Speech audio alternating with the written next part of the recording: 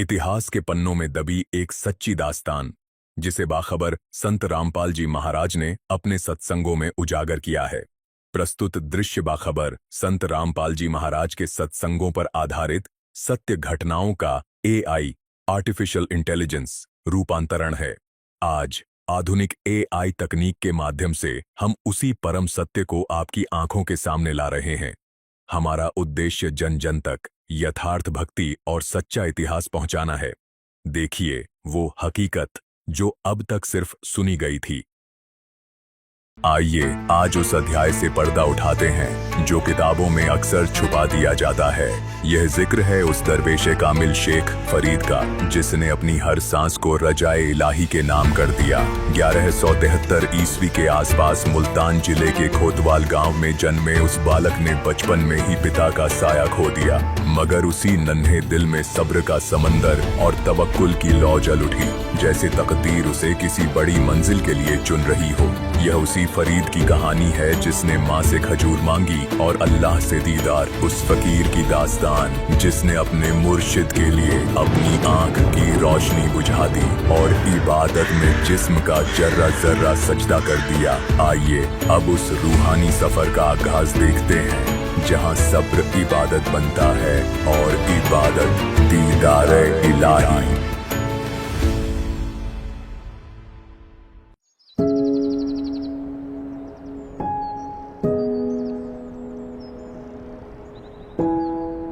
बाबा जी, हमने सालों साल सफर किए, तरह तरह के लोग मिले, पर आपने सबको समान समझा। और आपका ये अंदाज माशाअल्लाह, आपके लफ्जों की हर गूंज सीधे दिल और रूह तक उतर जाती है।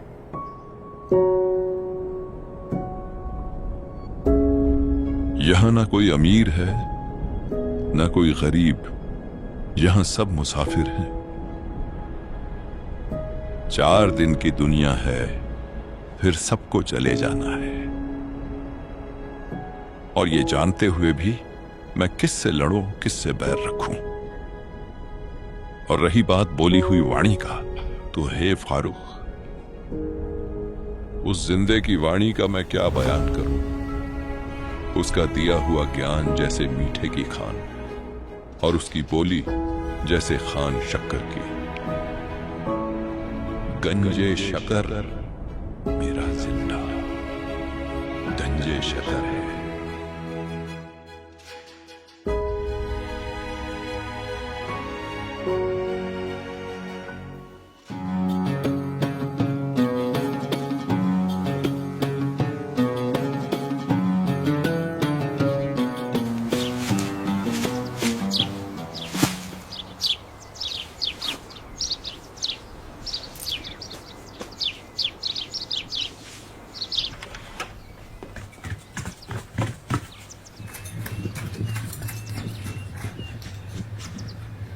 फरीद, क्या हुआ? कुछ नहीं।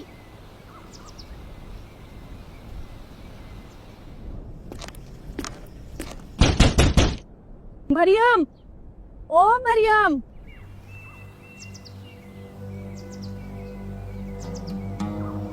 अस्सलाम वालेकुम बहन, क्या हुआ? वालेकुम अस्सलाम। कैसा है ये फरीद? जब देखो तब मारपीट करता रहता है। देखो मेरे बच्चे का क्या हाल किया है। खेलना नहीं आता तो हमारे बच्चों के साथ खेलता ही क्यों है? बहन माफ कीजिएगा, मैं समझा दूंगी उसको, आगे से नहीं करेगा। उसका रोज रोज का है, समझा देना उसको, आगे से हमारे बच्चों के साथ नहीं खेलेगा। मैं समझा दूंगी उसको, आगे से नहीं करेगा। न जाने कैसी परवरिश दी है।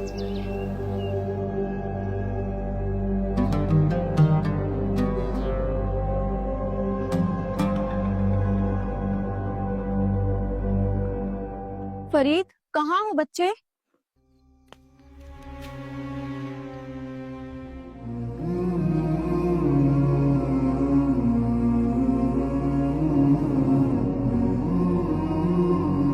क्या हुआ बच्चे, क्यों करते हो ऐसा? उसकी गलती थी। गलती किसी की भी हो, मारना तो ठीक नहीं था ना बेटे।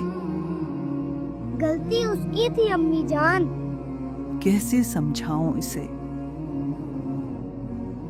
बेटा, अच्छे बच्चे लड़ाई झगड़ा नहीं करते। आपको तो प्यार और अदब से पेश आना चाहिए। आप बड़े हो ना बेटे। कल से नहीं खेलूंगा उन लोगों के साथ। बेटा, आप एक काम किया करो, बच्चों के साथ खेलने के बजाय बेटा अल्लाह की नमाज पढ़ा करो। अल्लाह की नमाज पढ़ोगे तो तुम्हें सफ़ा भी मिलेगी, और जो आप मांगोगे अल्लाह से, अल्लाह आपकी हर मुराद पूरी करेंगे। नहीं करूंगा। आप मेरी बात तो मानो। अल्लाह ताला सब कुछ करने वाले हैं। वो हर किसी की दुआ सुनने वाले हैं। मैं क्यों करूं? अल्लाह मुझे क्या देगा?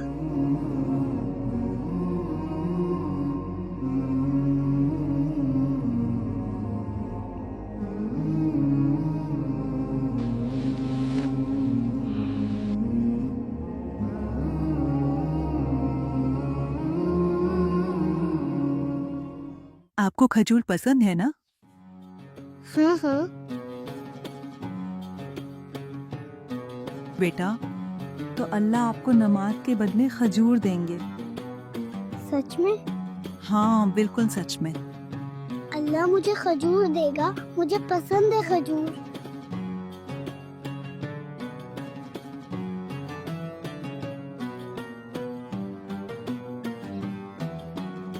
कब करनी है नमाज? मैं बता दूंगी, ठीक है? ठीक है।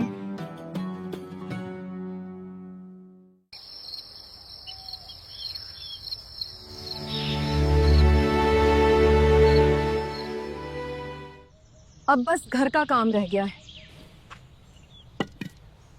फरीद बेटे, नमाज का वक्त हो जी गया है। अम्मी जान, आया।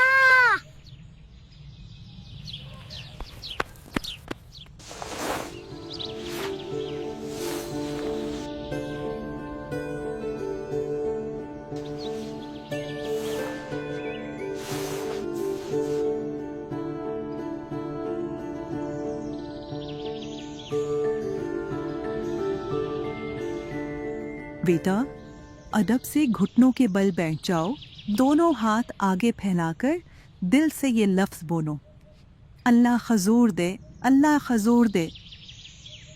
बस ऐसे ही पढ़ते रहना जब तक सूरज की रोशनी तुम्हारे चेहरे को छू ना ले। ठीक है मेरे बच्चे? ठीक है अम्मी जान।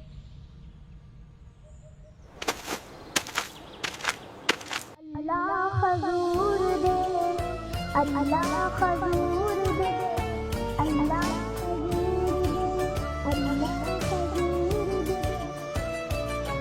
अल्लाह खजूर दे, अल्लाह खजूर दे, अल्लाह खजूर दे।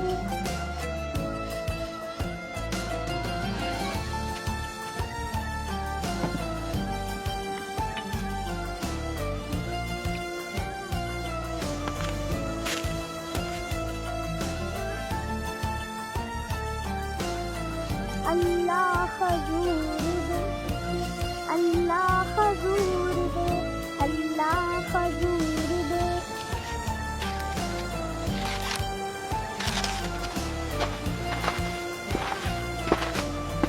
खजूर दे, अल्लाह खजूर दे, अल्लाह खजूर दे, खजूर दे, अल्लाह खजूर दे, अल्लाह।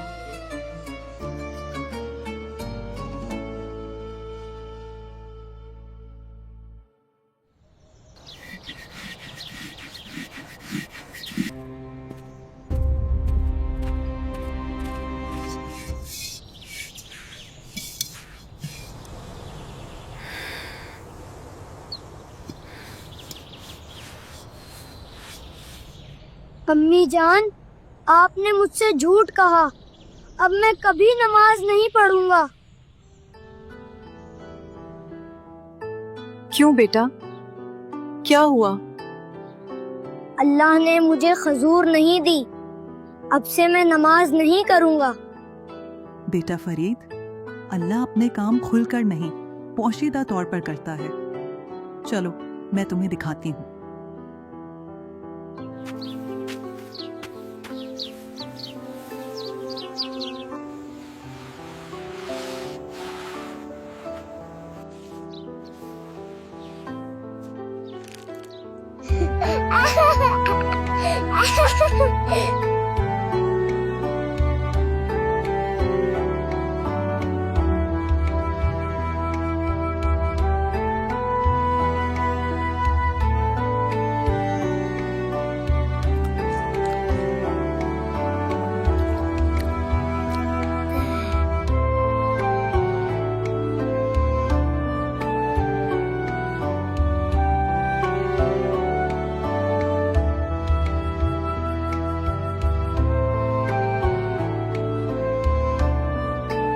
इस तरह प्रतिदिन फरीद नमाज पढ़ता और उसकी अम्मी खिड़की से मुस्कुराते हुए उसे देखती और नमाज के बाद फरीद खुशी खुशी खजूर खाता और उसके दिल में अल्लाह की मोहब्बत और मजबूत होती चली जाती।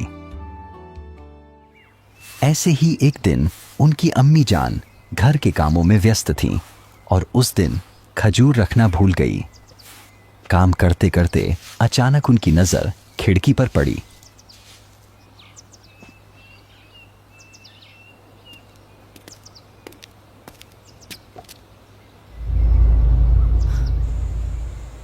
उन्होंने देखा कि सूर्य ऊपर चढ़ चुका था। या अल्लाह, आज मेरे से खता गलती हो गई फरीद। अब शायद कभी मेरी बात नहीं मानेगा, कहेगा तुम झूठ बोलती हो, अल्लाह ने मुझे खजूर नहीं दी, यही सोचकर मुझे परेशान करेगा। अगर आज खजूर ना मिले तो मेरा बच्चा सिर्फ मुझसे नहीं अल्लाह से भी रूठ जाएगा।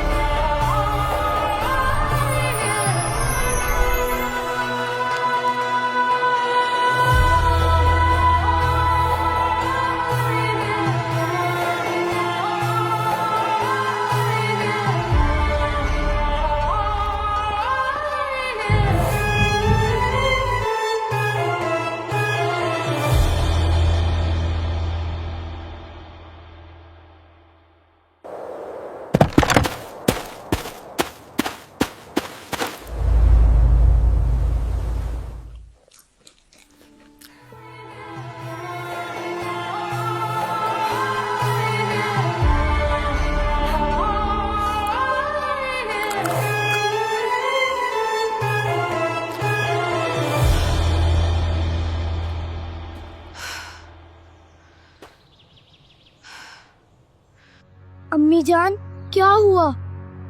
आज आप इतनी परेशान क्यों लग रही हो?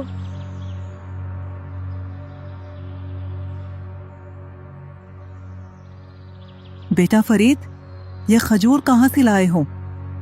किसने दिए तुम्हें? आपने ही तो बताया था कि नमाज पढ़ने से अल्लाह मुझे खजूर देगा, तो जैसे अल्लाह रोज मुझे खजूर देते हैं, आज भी वैसे ही दी है। फरीद, सच सच बता, किसने दिया है? अम्मी जान, मैं बिल्कुल सच कह रहा हूँ। ये देखो, रोज की तरह पत्तों में बांध कर दिए हैं। अम्मी, अल्लाह तो नमाज के वक्त हर रोज खजूर देता है।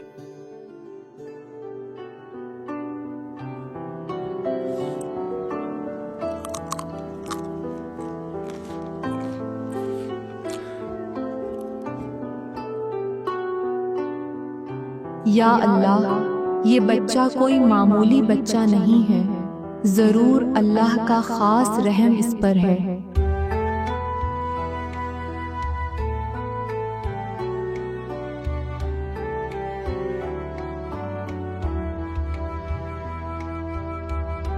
शेख फरीद जी रोजाना उसी अदब और खुशी के साथ नमाज अदा करते थे और उनकी अम्मी जान हर दिन खामोशी से खजूर उनके पास रख दिया करती थी। यूं ही वक्त गुजरता गया। बचपन की वो मासूम इबादत अब दिल की गहराइयों तक उतर चुकी थी। जैसे जैसे शेख फरीद बड़े होते गए, उनका दिल दुनिया की बातों से हटता चला गया और रूह अल्लाह की याद में डूबती चली गई। अब उनका मकसद सिर्फ एक था, रज़ा ए इलाही और कुर्बत ए खुदा। लेकिन दिल में उठते सवालों का जवाब देने वाला, उन्हें सही तरीका ए इबादत सिखाने वाला कोई कामिल रहनुमा उन्हें अभी तक नहीं मिला था। इसी बेचैनी और तलब के साथ शेख फरीद ने यह इरादा कर लिया कि वे घर की चारदीवारी से निकलकर अल्लाह के नेक बंदों, साधुओं और फकीरों की संगत में रहकर इबादत और खिदमत का रास्ता अपनाएंगे। एक दिन उन्होंने पूरे अदब और नरमी के साथ अपनी अम्मी जान से घर से रुखसत होने की इजाजत मांगी। बेटा, जब तू पैदा होने वाला था तो मैं रब की बारगाह में दुआ करती थी, अल्लाह अगर तू मुझे बेटा दे तो इस तरह का देना, बेटा मेरा हो पर बंदा तेरा हो। मेरे अल्लाह अगर मुझे औलाद देना तो इस तरह का देना कि दूध वो मेरा पिए और शुक्र तेरा अदा करे। ऐ अल्लाह अगर बेटा देना तो इस तरह का देना कि कुव्वत रोजी रोटी वो जमीन पर खाए, लेकिन इसी जमीन पर वो तेरे दीन का सिपाही भी बने, वो मुजाहिद फी सबीला भी बने।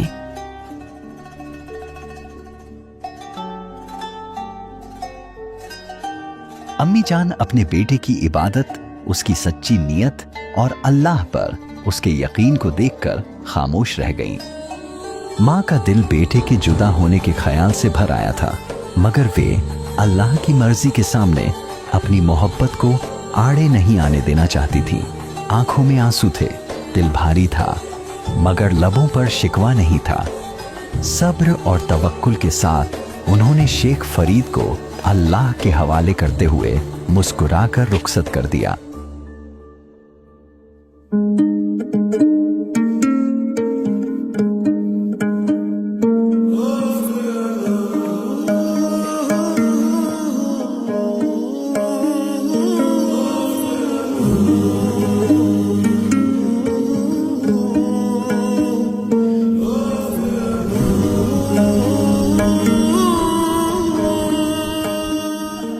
कुछ ही दिनों बाद शेख फरीद एक ऐसे फकीर के पास पहुंचे जो साहिब ए सिद्दी और अल्लाह के नेक बंदे के रूप में मशहूर थे।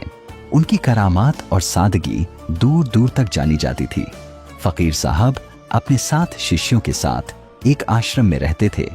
वहां जिंदगी का हर दिन खिदमत, सब्र और इबादत के उसूल पर चलता था। आश्रम में यह कायदा था कि हर दिन एक शिष्य अपने गुरु की पूरी सेवा करेगा। खाना पकाना,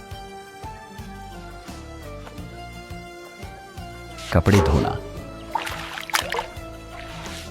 आश्रम की साफ सफाई और हर जरूरत का ख्याल रखना। गुरुजी खाना खाने के बाद हुक्का पिया करते थे और शिष्य अदब के साथ खाने के तुरंत बाद हुक्का भरकर ले आते थे। शेख फरीद ने फकीर साहब की शोहरत नहीं, बल्कि उनकी सादगी, इखलास और अल्लाह से उनके रिश्ते को देखकर उन्हें अपना मुर्शिद कबूल कर लिया। जो भी इबादत और साधना फकीर ने बताई, शेख फरीद ने उसे पूरे यकीन, मोहब्बत और दिलोजान से अपनाया। वे न सिर्फ इबादत में आगे थे, बल्कि खिदमत में भी सबसे आगे रहते थे। शेख फरीद की इस लगन, सब्र और बेलोब सेवा को देखकर गुरुजी अक्सर दूसरे शिष्यों के सामने फरमाते, भक्त वो तो ऐसा हो जो अपने आप को मिटाकर खुदा की राह में जीना सीख ले। लेकिन जहां तारीफ होती है वहां इम्तिहान भी आता है। आश्रम के कुछ दूसरे शिष्य गुरुजी की जुबान से शेख फरीद की बार बार तारीफ सुनकर दिल ही दिल में उनसे हसद करने लगे। और अब हर हफ्ते की तरह इस हफ्ते शेख फरीद की बारी थी अपने गुरुजी की सेवा करने की। एक ऐसी सेवा जो आगे चलकर उनकी आस्था की सच्ची परीक्षा बनने वाली थी।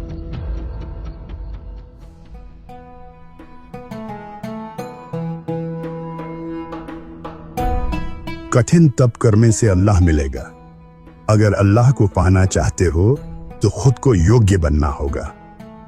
अल्लाह पर अकीदा होना चाहिए, अल्लाह के लिए कुर्बान होना चाहिए।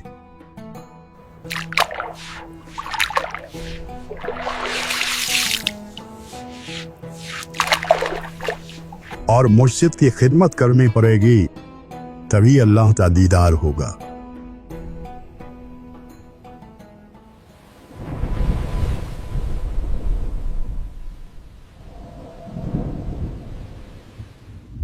अस्सलामु अलैकुम।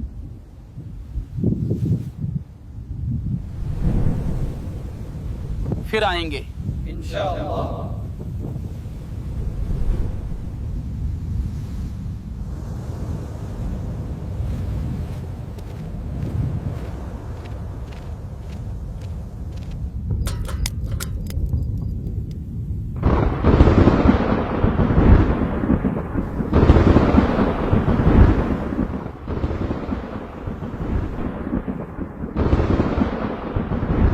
मुझे जल्दी करनी होगी, मुर्शिद जी के लिए खाना तैयार कर देता हूं।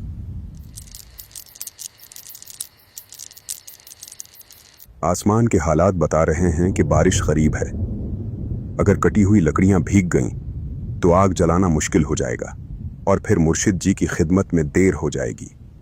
अल्लाह न करे मेरी वजह से जरा सी भी कोताही रह जाए।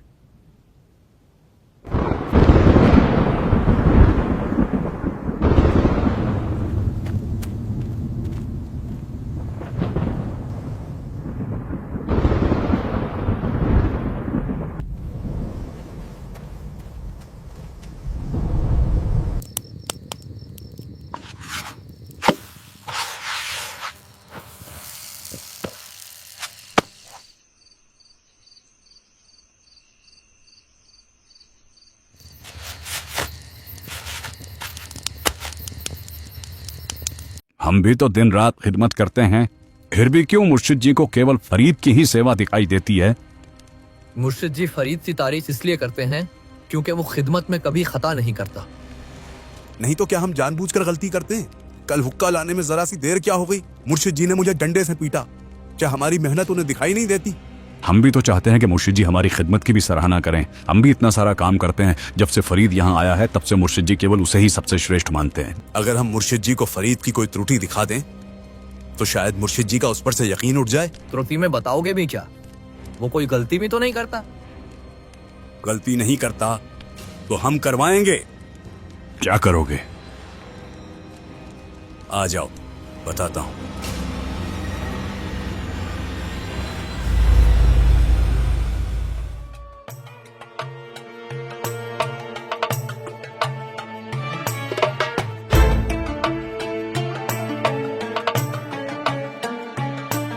मुर्शिद जी, खाना तैयार हो गया है, आप खाना खा लीजिए।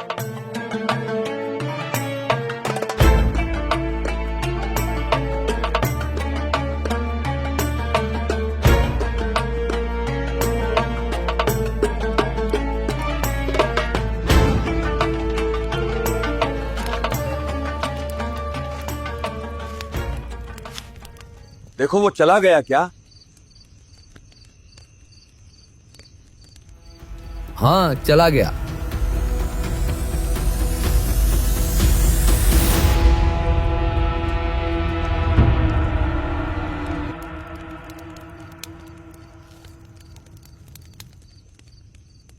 खाना खाने के तुरंत बाद हुक्का दे दूंगा।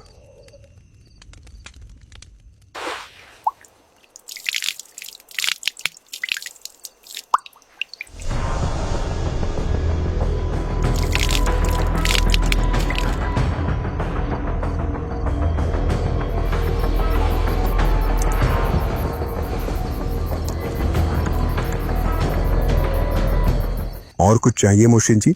नहीं।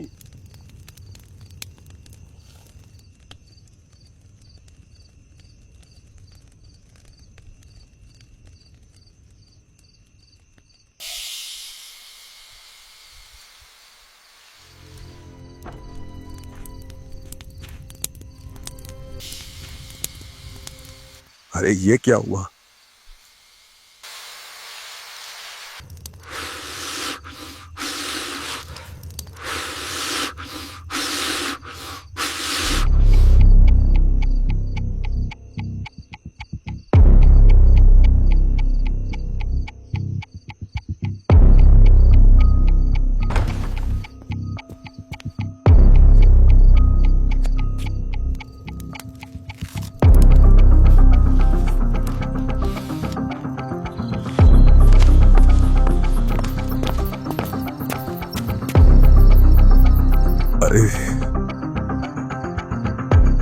ये सभी लकड़ियां तो गीली हो गई। अब क्या करूं?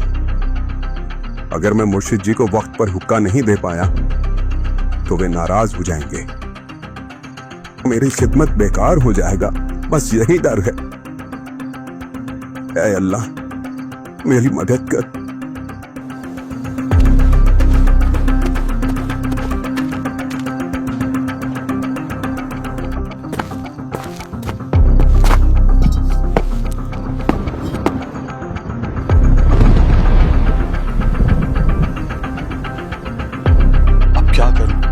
क्या करूं? किसी से आग मांग कर ले आता हूं, पर मुर्शिद जी के खाना खाने से पहले लानी पड़ेगी।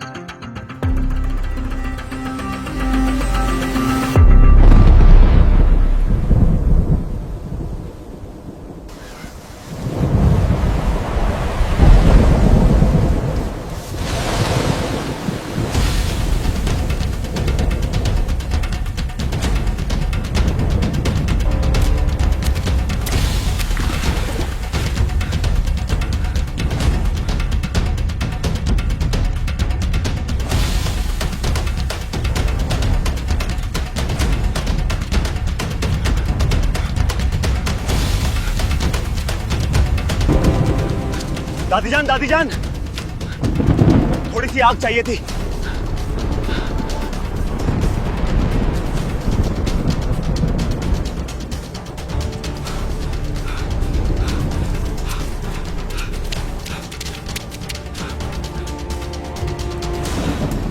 दादी जान, थोड़ी सी आग चाहिए थी। दादी जान,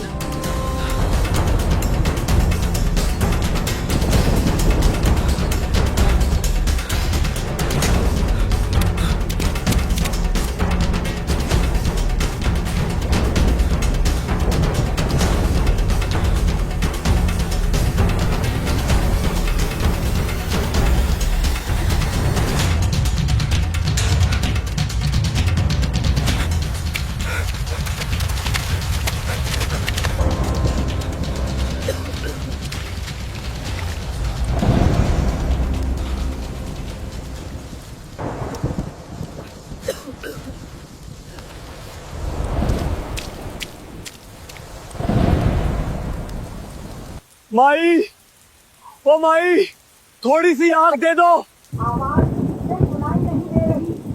माई, ओ माई, थोड़ी सी आग दे दो।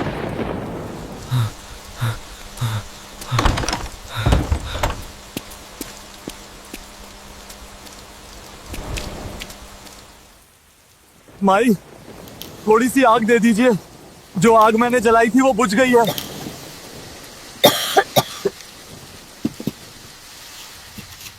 मेरे गुरुजी हुक्का पीते हैं, केवल हुक्के के लिए आग चाहिए थी। तुम्हें दिखाई नहीं दे रहा? कभी आग जल रही है, कभी बुझ रही है, पूरा घर धुएं से भर गया है।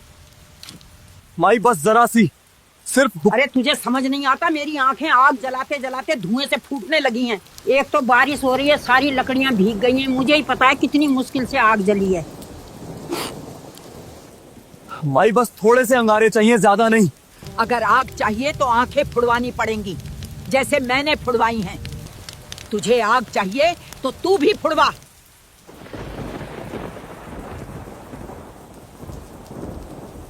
अगर समय पर मुर्शिद जी को हुक्का नहीं पिला पाया तो मेरी खिदमत बेकार हो जाएगी।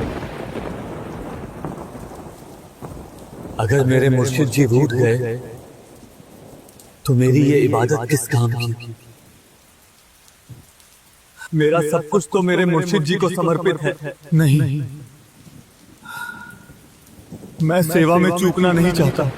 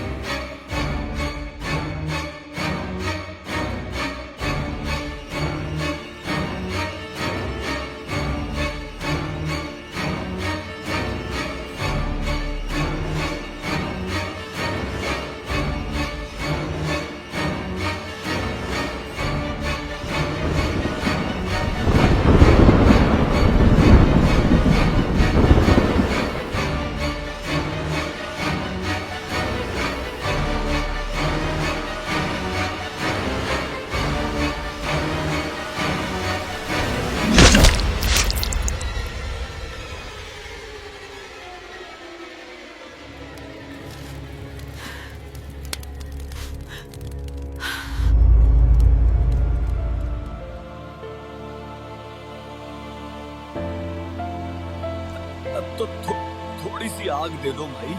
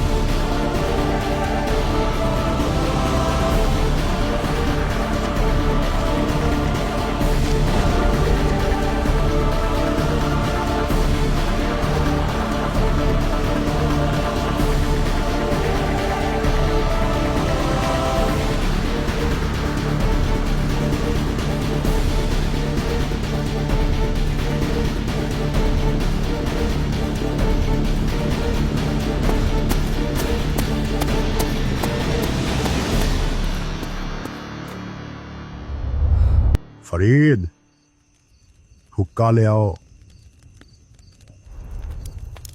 फरीद, फरीद।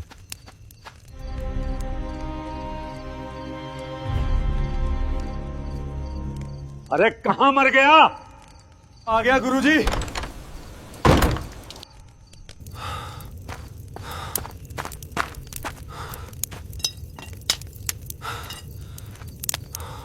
कहां रह गया था? गुरुजी, हुक्के के लिए जो आग बचाकर रखी थी वो बुझ गई थी, इसलिए गांव में आग लेने गया था।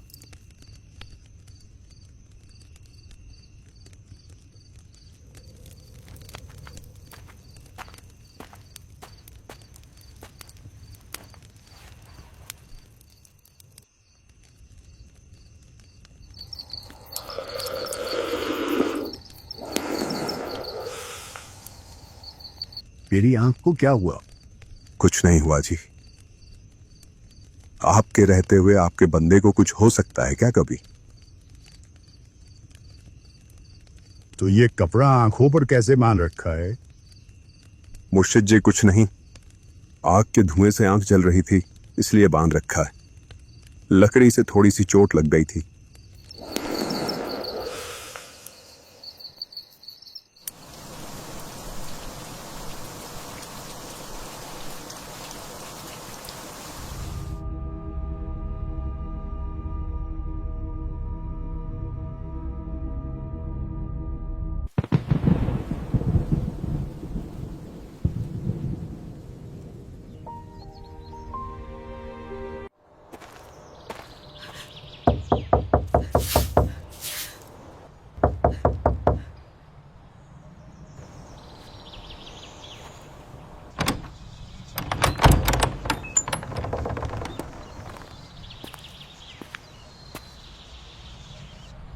जी कहिए।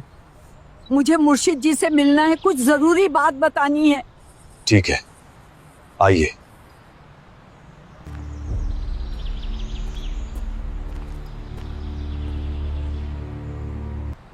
अस्सलाम वालेकुम मुर्शिद जी। वालेकुम अस्सलाम। फरमाइए, क्या बात है? इस नीच को माफ कीजिए मुर्शिद जी, मुझसे बहुत बड़ी गलती हो गई है। अरे माफी क्यों मांग रही हो? क्या हुआ?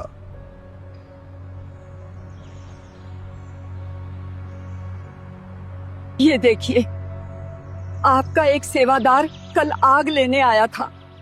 मैंने बिना सोचे समझे उससे कह दिया कि आग जलाने के लिए आंखें फुड़वानी पड़ती हैं, और अगर तुझे भी आग चाहिए तो तू भी आंख फुड़वा।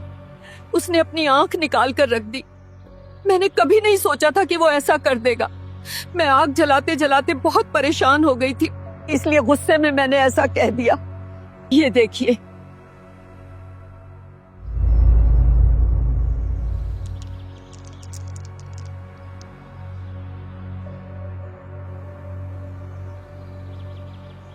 कल किसकी सेवा थी? मुर्शिद जी, कल फरीद की सेवा थी। उसे बुलाओ। जी मुर्शिद जी। फरीद, फरीद!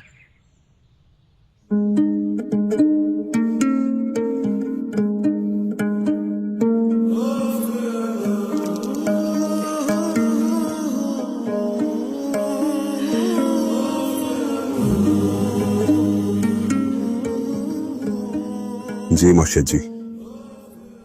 आपने आंख पर यह कपड़ा बांध रखा है, इसे खोलिए। पर गुरुजी। हटाओ ये कपड़ा।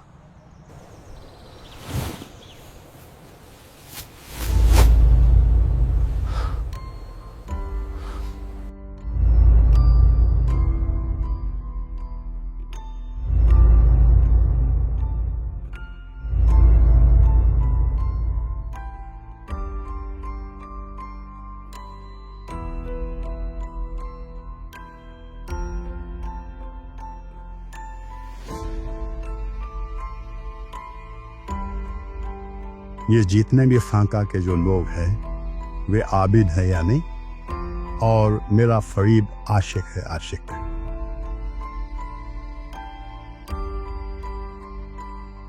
आबिद बनना आसान है, पर आशिक उस अल्लाह के किसी किसी पे रहम होती है। यह चमत्कार देखकर सभी आश्चर्यचकित हो गए। इस चमत्कार को देखकर फरीद के मन में अपने मुर्शिद के प्रति भक्ति रूपी प्रेम और भी बढ़ गया। वह और अधिक ईमानदारी से सेवा करने लगा और गुरुजी द्वारा बताई गई भक्ति करने लगा। उस माई के सामने यह सब चमत्कार हुआ था क्योंकि उसने अपनी आंखों के सामने फरीद को आंख फोड़ते हुए देखा था। अब उसे पूरा विश्वास हो गया कि फकीर जी बहुत सिद्ध पुरुष हैं। वह यह बात दूसरों को भी बताने लगी। उस घटना के बाद उस इलाके में फकीर जी की महिमा और भी बढ़ गई और उनके शिष्यों की संख्या बढ़ने लगी। कुछ वर्षों बाद मुर्शिद जी की मृत्यु हो गई।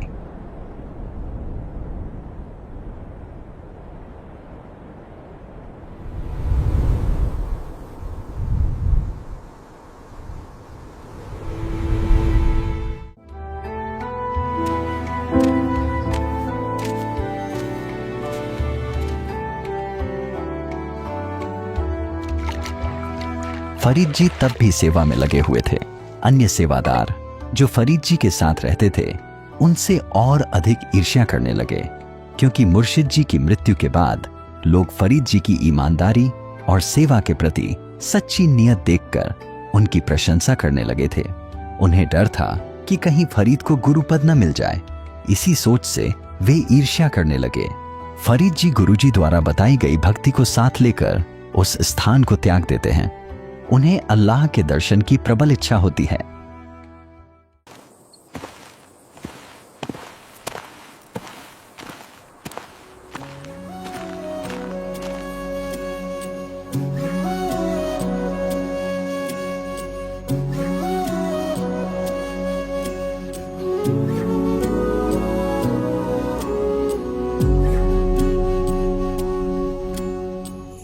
खुदा तू ही बता अब किसको बतलाऊं, खो गया मेरा पता अब मैं कहाँ जाऊं। तेरी नगरी तेरी डगरी तेरे ही पैया, जो तू रास्ता ना दिखाए मैं कहाँ जाऊं। घर का दरवाजा बुलाए मुझे सुबह हो शाम, घर की दीवारें पुकारे देखो मेरा नाम। चल मुझे ले चल खुदा अब तू घर को मेरे, तेरी चौखट तेरी छत और तेरी छैया।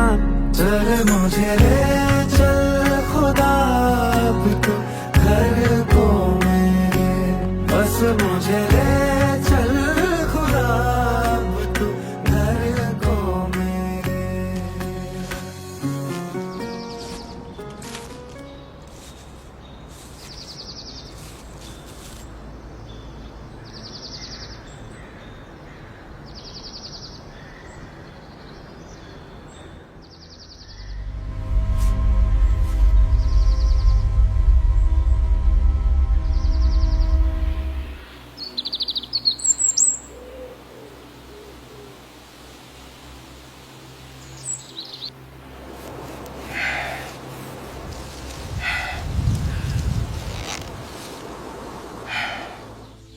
कठिन तप करने से अल्लाह मिलेगा। अगर अल्लाह को पाना चाहते हो तो खुद को योग्य बनना होगा।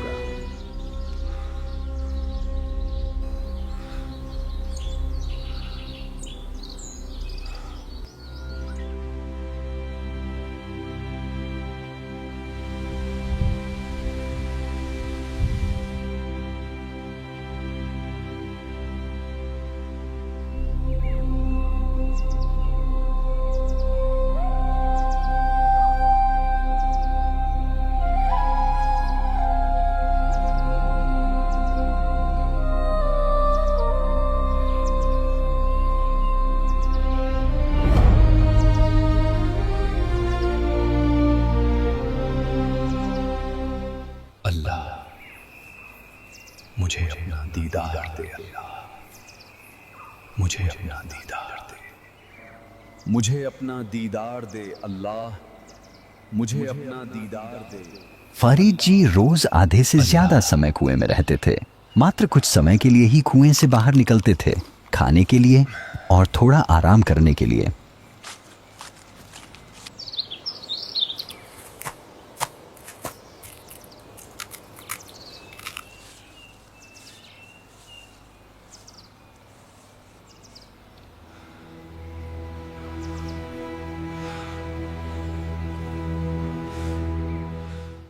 ऐसे शेख फरीद को कुएं में लटके हुए 12 वर्ष बीत गए। शेख फरीद ने 12 वर्षों में कुल 50 किलो ही अन्न खाया, जिससे उनका शरीर अति दुर्बल हो गया।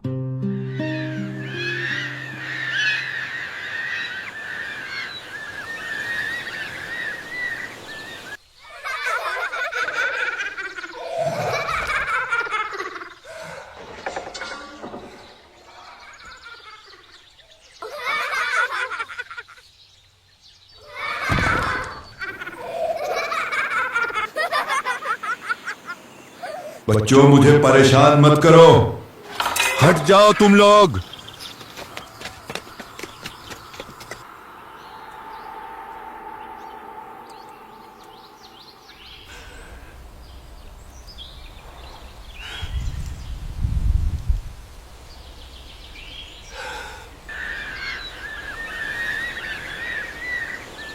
अगर इस जीवन में अल्लाह का दीदार नहीं हुआ तो ये जीवन व्यर्थ चला जाएगा।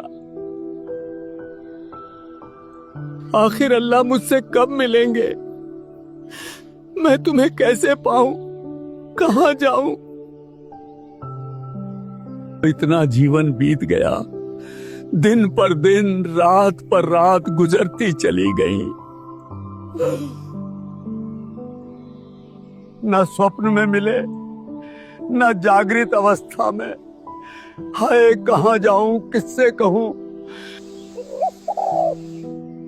मैं निर्बल पर निर्बल होता जा रहा हूं। आपको कैसे प्राप्त करूं?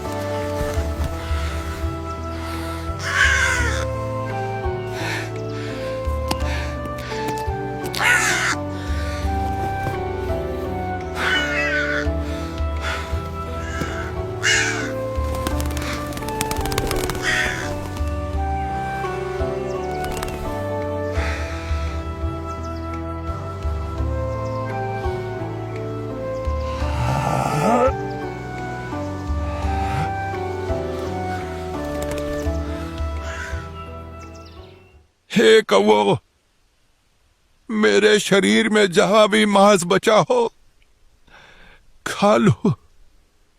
मेरी आंखों को मत खाना, मेरी आंखें छोड़ देना। मुझे अल्लाह का दीदार करना है।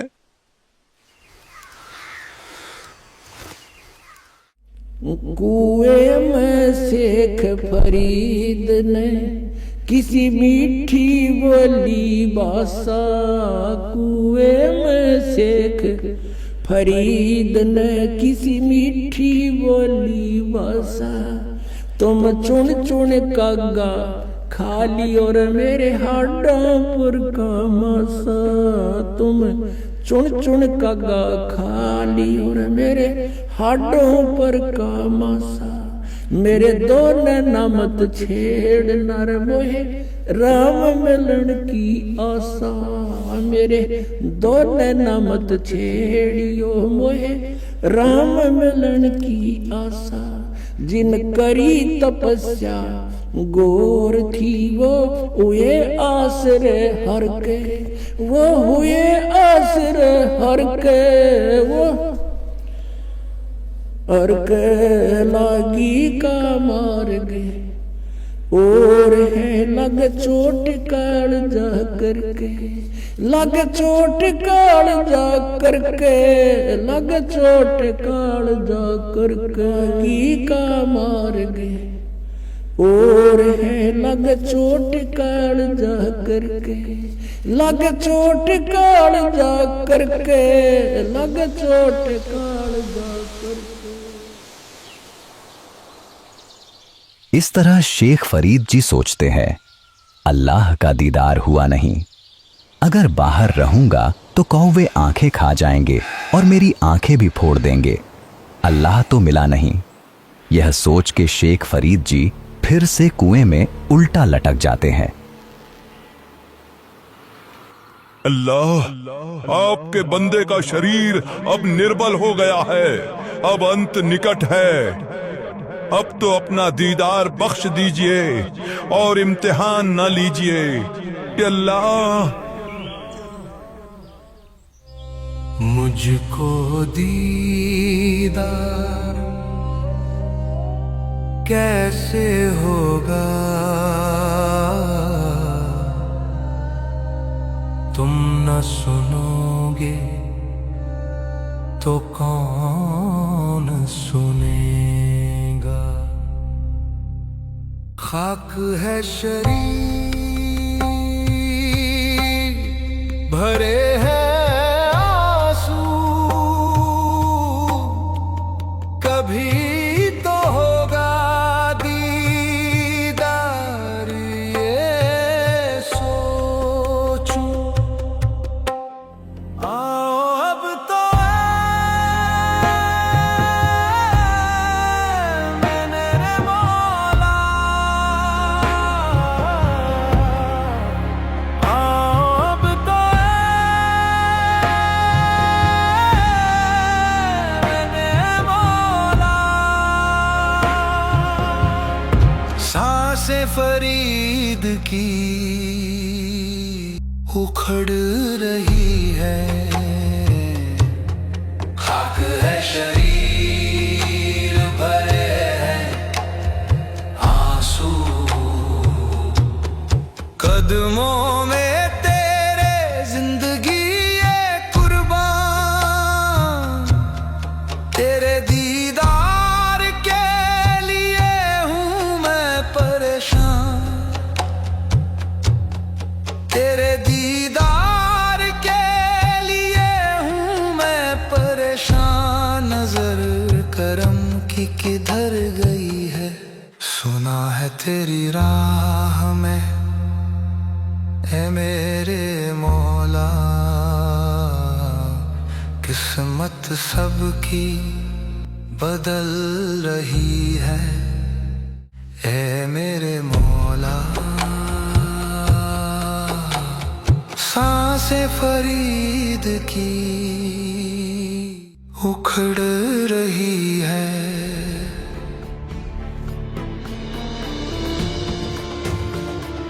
अल्लाह अपने दीदार की रहमत कीजिए। अल्लाह अल्लाह।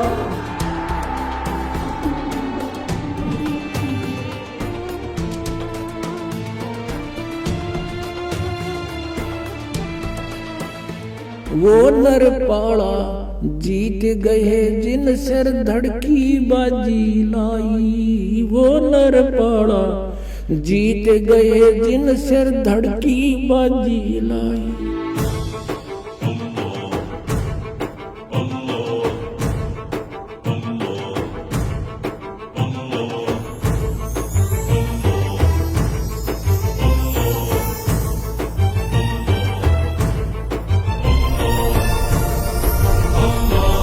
गोता मारूं स्वर्ग में और जा बैठो पाताल।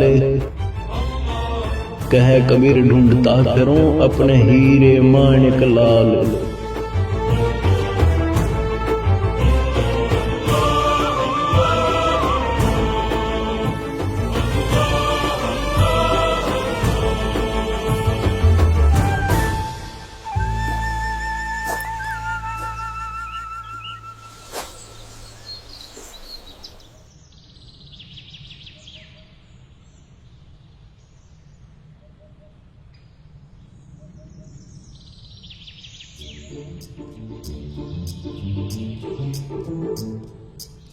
भाई मुझे मत छेड़ो, तुम अपना काम करो, मैं भी अपना काम कर रहा हूं, मुझे परेशान मत करो।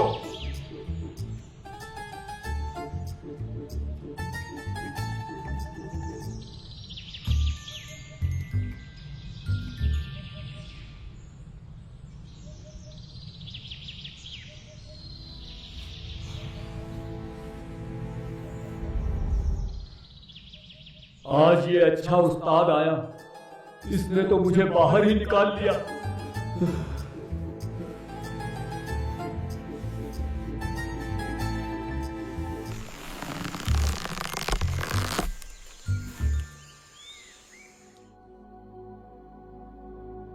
भाई मुझे मत छेड़, तू साधु संतों को दुखी नहीं करते।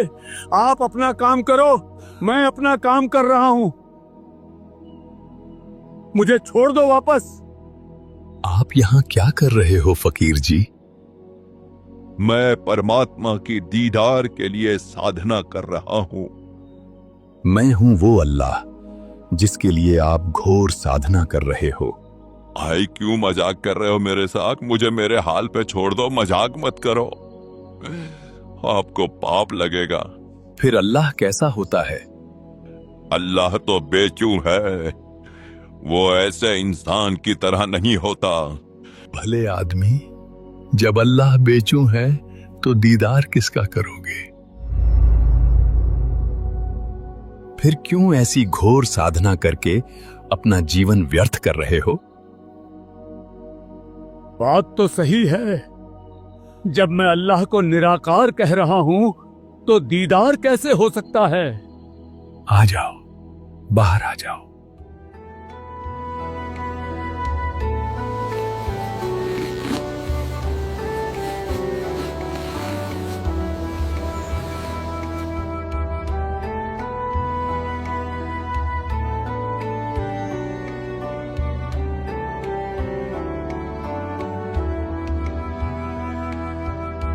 ये अल्लाह तो नहीं हो सकता, लेकिन अल्लाह को जानने वाला बाखबर जरूर है।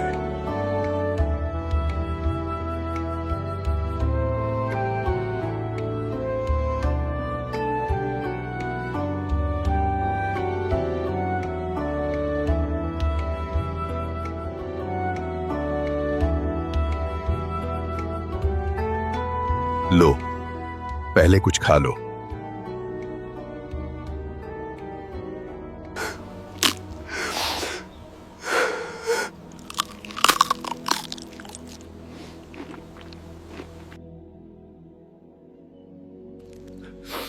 हे बाखबर, मेरे दिमाग में पत्थर पड़े थे, ये कभी मेरे दिमाग में नहीं आया।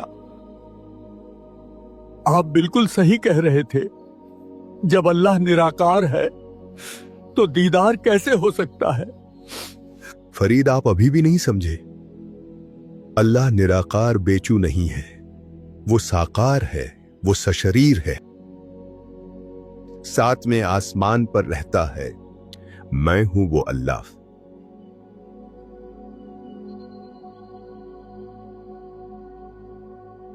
फरीद, अल्लाह बेचून निराकार नहीं है, वो दिखाई देता है। उसका इंसानी सूरत जैसा जिस्मानी शरीर है। उसका नाम अल्लाह कबीर है।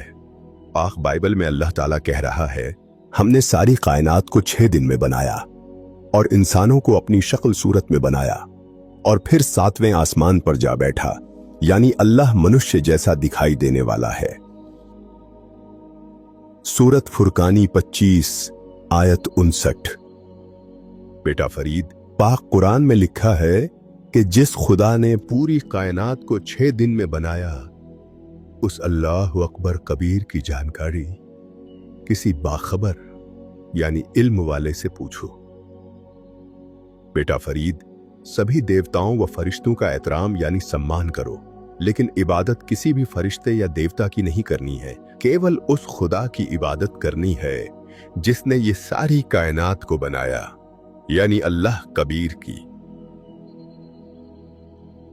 उस अल्लाह ताला कबीर की इबादत का सही इल्म बाखबर ही बताएगा। हमारे मजहब के आलिमों को इल्म ना होने के कारण वे खुदा को बेचून बताते हैं। पाक कुरान मजीद सूरह लुकमान 31 आयत 28 में खुदा को सुनने वाला और देखने वाला बताया है। कुरान मजीद सूरह हज 22 आयत 61 और 62 खुदा को सुनने वाला और देखने वाला बताया है। सूरह मोमिन 40 आयत 12 में खुदा को बड़ी शान वाला, सबसे बड़ा और उस खुदा का नाम कबीर बताया है। बेटा फरीद, पाक कुरान कह रही है कि अल्लाह साकार यानी जिस्मानी है, उसका नाम कबीर है और ये वही कबीर अल्लाह है जिसने इस कायनात को बनाया। उसके बारे में सही इल्म बाखबर संत ही बता सकता है। पाक तौरेत अध्याय पैदाइश पेज नंबर 2 में बताया है, अल्लाह ने कहा, आओ अब हम इंसान को अपनी सूरत पर बनाएं। और फिर अल्लाह ने इंसान को अपनी सूरत पर बनाया। और पाक बाइबल में प्रमाण है कि अल्लाह ने अपने हाथों से आदम को बनाया। बेटा फरीद, अल्लाह ताला अपने हाथों से आदम और हब्बा को बनाता है, यानी अल्लाह ताला के हाथ भी हैं। अल्लाह ताला अपने जिस्मानी स्वरूप जैसा मनुष्यों को बनाता है, यानी अल्लाह ताला का रूप भी मनुष्य जैसा ही है। वाटिका में घूमता है, यानी अल्लाह के पैर भी हैं। आदम और हब्बा से बातें भी करता है। अब बताओ कि अल्लाह निराकार यानी बेचून कैसे हुआ? बेटा फरीद, अगर तू क्या किसी भी इंसान ने बाखबर के द्वारा बताई गई अल्लाह ताला की इबादत नहीं की, तो इस जन्म में क्या असंख्यों जन्मों में भी वो अल्लाह ताला को नहीं पा सकता। हे जिंदा, हे बाखबर, अगर आप नहीं आते तो मेरी मृत्यु निश्चित थी, मेरा जीवन बर्बाद हो जाता। आप मुझे पहले क्यों नहीं मिले? इतने दिन मेरा इम्तिहान क्यों लिया? बेटा, तुझे मैंने लोहे जैसा ताप इसलिए दिया जैसे लोहा गर्म कर दिया जाता है।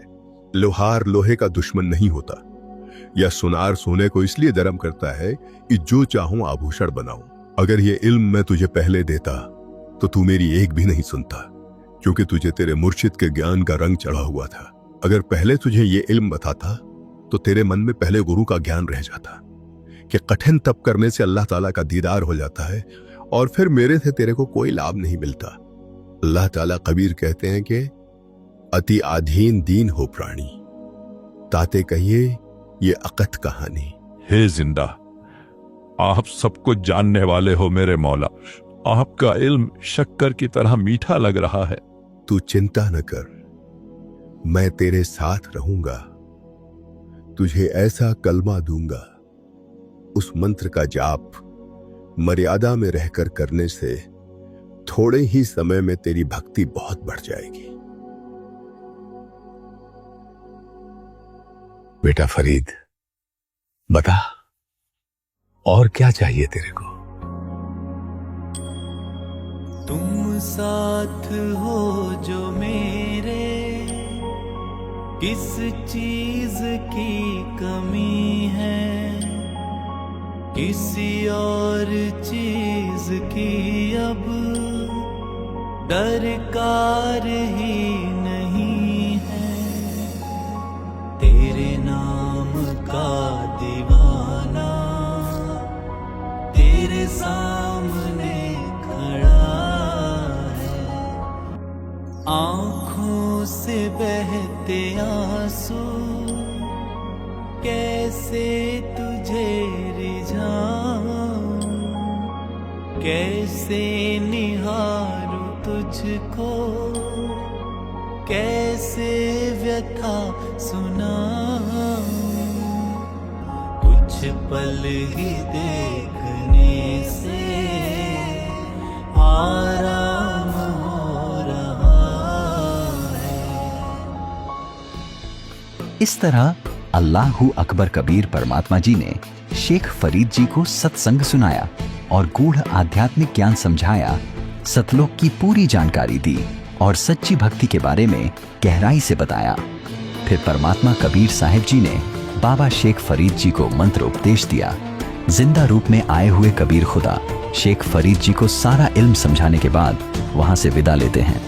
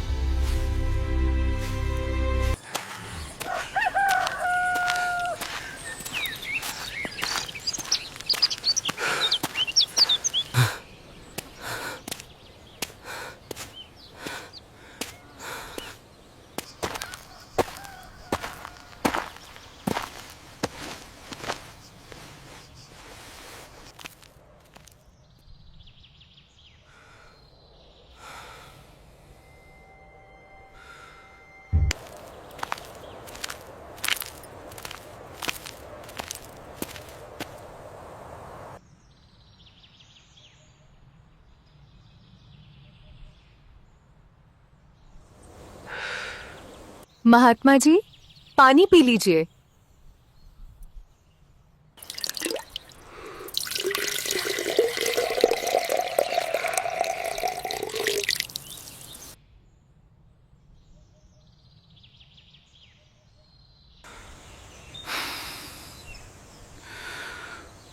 बाबा खाना खाएंगे? यही रुकिएगा, मैं खाना लेकर आती हूँ।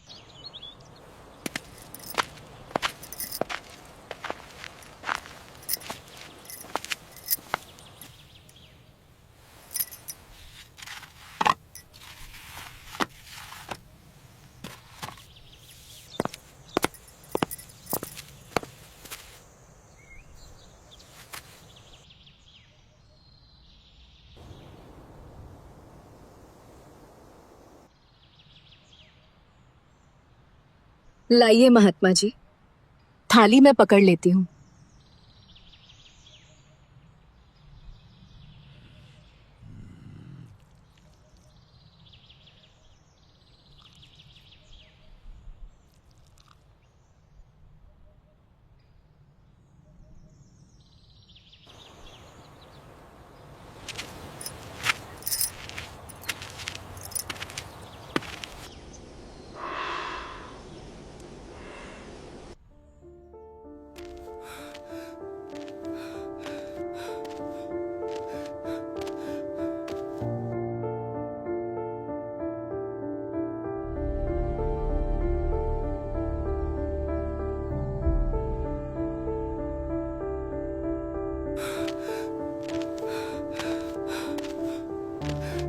बाबा जी इधर आ जाइए, शव को ले जाया जा रहा है।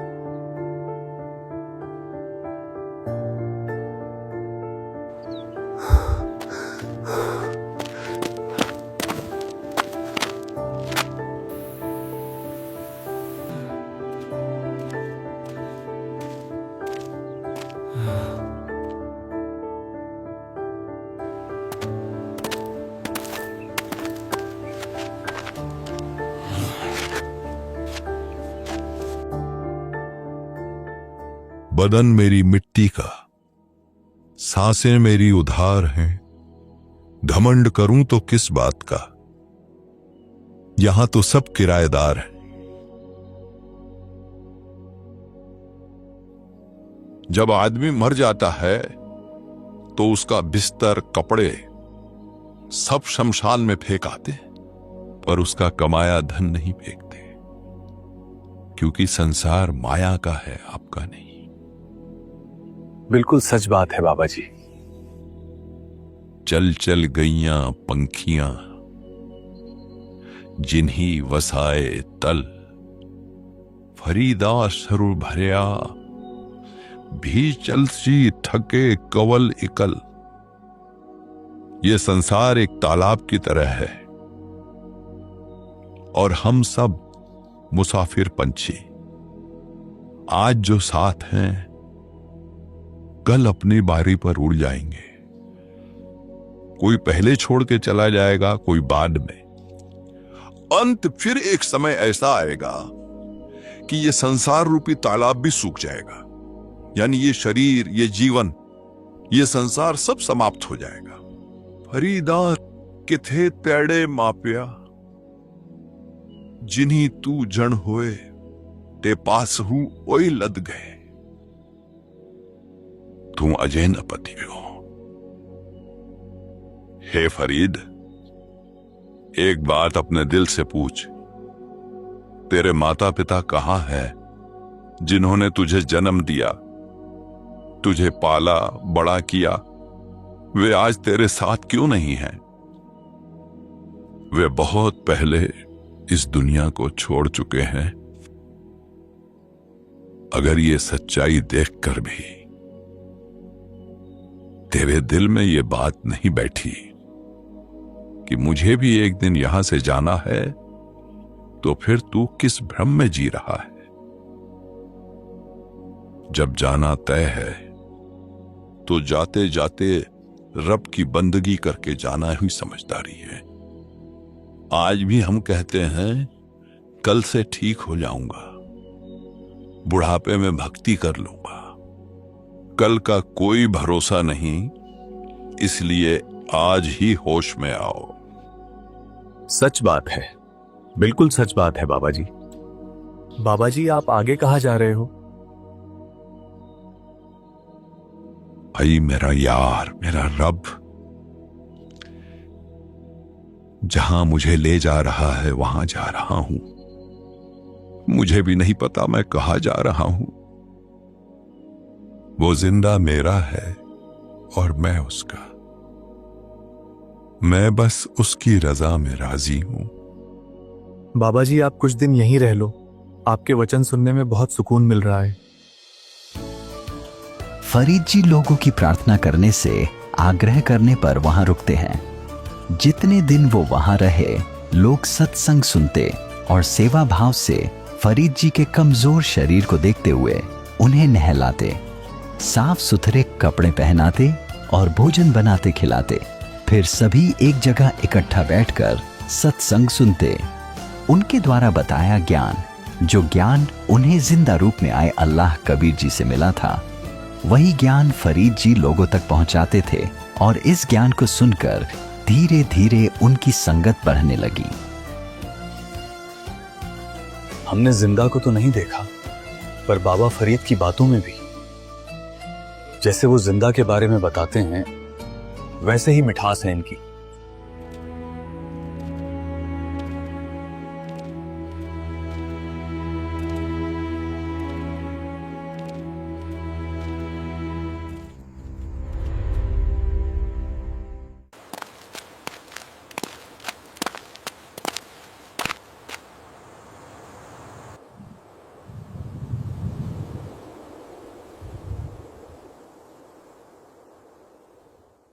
बाबा जी, आप जी को इतना अमृत ज्ञान कैसे प्राप्त हुआ?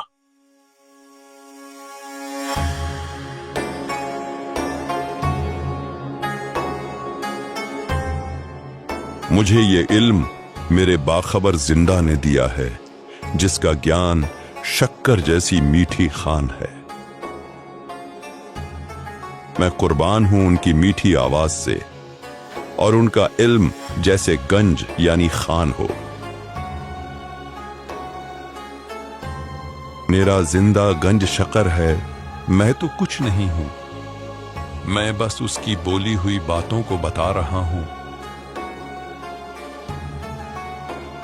फरीदा सकरखंड निवात, गुड़ माखियों मांझा दूध, सभे वस्तु मिठियां, रब न पूजन तुद।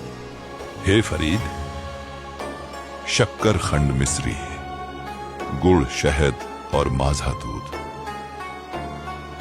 ये सारी चीजें मीठी हैं, पर हे रब, तेरे नाम के आगे ये सब चीजें फीकी हैं।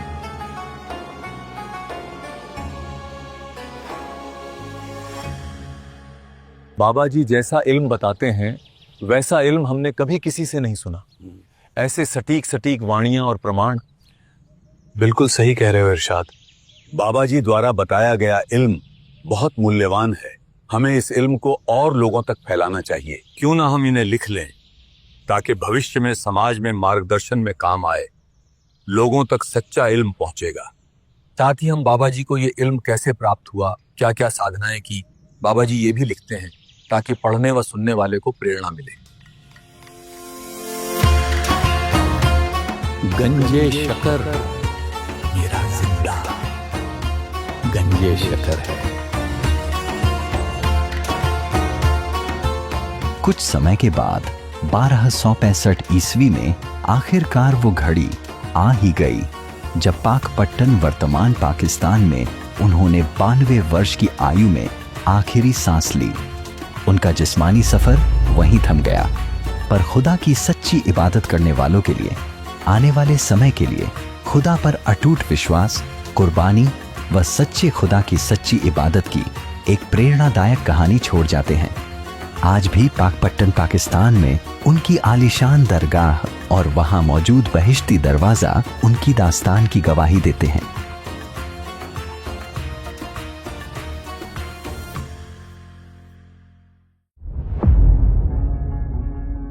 सूरज ही छाँव बनके आया है आज तन के, उसका साया ढाल बनके साथ ना छोड़े। ऐसी ताकत जिसके आगे मौत दम तोड़े। हर एक लम्हा हिफाजत जमी से है फलक तक, उसकी आंखें बाज जैसे हर तरफ देखें। है अकेला फौज जैसा वार ना चूके।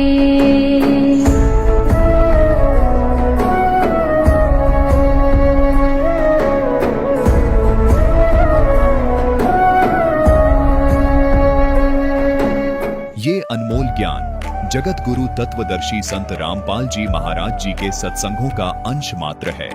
आप संत रामपाल जी महाराज जी के मंगल प्रवचन संत रामपाल जी महाराज एप्लीकेशन पर भी सुन सकते हैं तथा उनके द्वारा लिखी पुस्तकें भी डाउनलोड कर सकते हैं।